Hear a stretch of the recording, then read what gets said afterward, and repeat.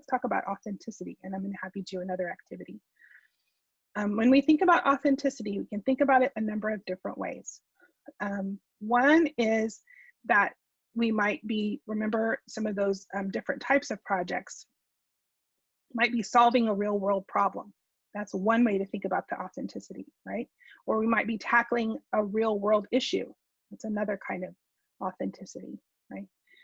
So sometimes it comes in the form of the topic of exploration or what the students are working on. And we want to try to make sure that it's relatable to their real lives, and as well as, you know, the local community, the global problems that are out there. All those things matter, and that can be kind of the anchor for a project related to our curriculum.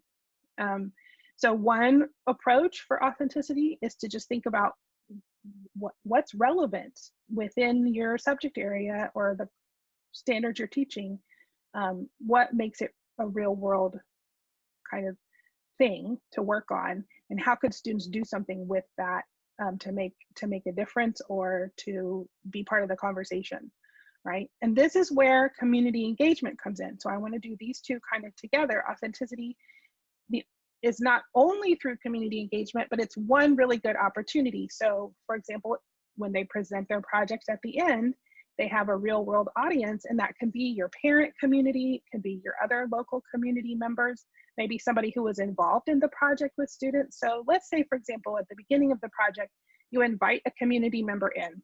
I'll just make something up. Let's say you invite in a representative from a local nonprofit organization. And that person tells students, we're trying to raise awareness about XYZ, and we need your help. Could you please design fill in the blank, right? Based on your project. Whatever you wanted the students to do for the project, you're basically tell this person, hey, can you video conference with my students and ask them to do this, and then we'll give you some of our best work, and you can put it on your website if you want to. So you partner with somebody in the community. They can kind of make a pitch to your students. Can you do this? And then that provides that real world context, and it's part of engaging the community. So now at the end of the project, students know who the work is going to benefit or how it's going to make a difference to people in the community. So I hope that makes sense as one example, but there's lots of other ways to do authenticity. So let's do a quick little activity to explore another way to do it. I like to call this my authenticity thought experiment. And what I'm going to do is model for you one, and then if we have time, I'm going to have you do another one. I was not able to find out in time for our session today I imagine you all teach different subject areas. Is that true? Everybody's nodding your head. Okay, so I am just going to model with world languages real fast. And I'm going to just vastly different ages also. I know you do. Yeah, I knew that part. I just didn't even know. Yeah, so that's okay, because what we're doing is just a general thought experiment. And then what I would encourage you to possibly do later is you could do this with your colleagues in your division, in your departmental group, right? With the middle grades, math teachers, you could all do this, etc. It's not so grade specific, this activity, it's more subject area specific. But let me just really quickly give you an example, and I will need you to help me by just opening the mic and giving me some thoughts, and I will scribe, okay?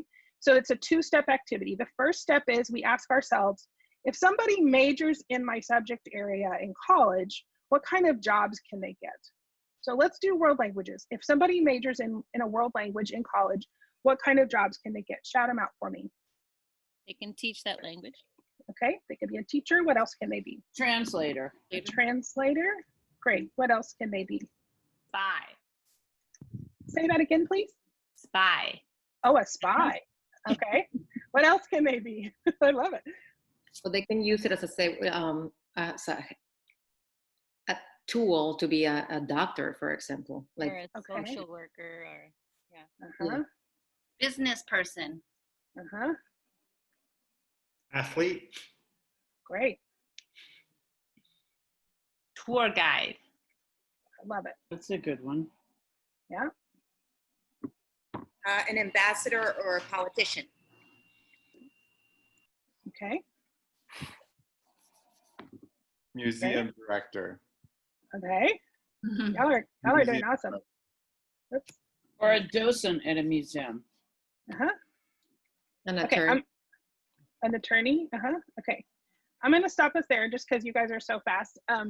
You get the idea. So this is for a model, and then I'm going to have you do another one with a group. So after you make your list, your next job is to just choose 2 or 3 of those. And as much time as I'm able to give you, you're going to think through each job description and come up with as many different products or performances that somebody does in that job. Now, let's go ahead and do teacher since we all know that one so well. And then you're not allowed to do teacher in your small group because everybody could be a teacher. So what we mean by products and performances is what do we produce and what do we perform? So one thing we produce is a lesson plan. Another thing we produce is a letter to parents. Another thing we produce is a bulletin board. Another thing we produce is a class website. You get the idea, right? What do we perform? Well, right now I'm teaching, I'm explaining something, right? So we explain how to do something. We demonstrate a skill. We Make jokes. yeah, we make jokes. All the things that we do that are not necessarily a physical object, but that are a performance that is part of our role, right? Exactly.